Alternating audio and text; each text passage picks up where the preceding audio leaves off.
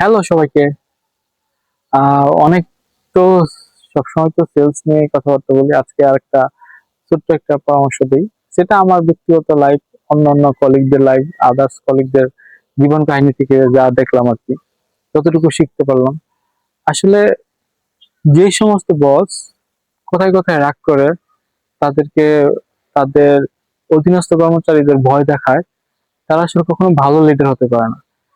তার কারণ হচ্ছে যে তাদের অবশ্যই কোনো না কোনো ল্যাকিংস আছে, কোনো না কোনো দুর্বলতা আছে, তাদের কোনো না কোনো ঘাটতি বিধায় আছে দেখেই তার অধীনস্থ কর্মচারী কর্মকর্তাদের ভয় দেখিয়ে কাজটা আদায় করে নিতে চায়। কিন্তু আলটিমেটলি এটা তো আসলে কোনো সমাধান না।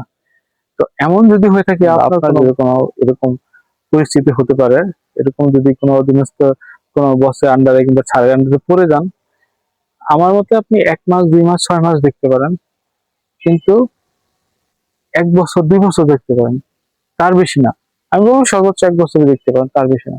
কারণ এত দিন লং লাস্টিং সার্ভে করে নয়, আপনি ভালো করে কাজের মন মানসিকতা কাজ দিতে পারবেন, মন মানসিকতা নিয়ে ভালো কাজ মন মানসিকতা নিয়ে কাজ করতে পারবেন, কিংবা আপনি কোনো পটেনশিয়াল বসরে কিংবা কোম্পানিকে দিতে পারবেন। তো আদারওয়াইজ এর থেকে ভালো নয় আপনি কোম্পানি সুইচ করেন, না তো বস সুইচ করেন। দেখেন আপনার সমস্যা না বসের সমস্যা। আলটিমেটলি যার সমস্যা তখন সেটা ফুটে উঠবে আপনার কাছে একদম ছোট্ট চিরন্তন সত্য হিসাবে।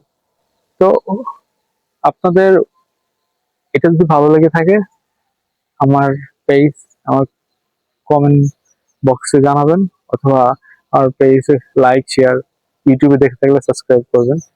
ঠিক আছে, আল্লাহ হাফেজ, বাই।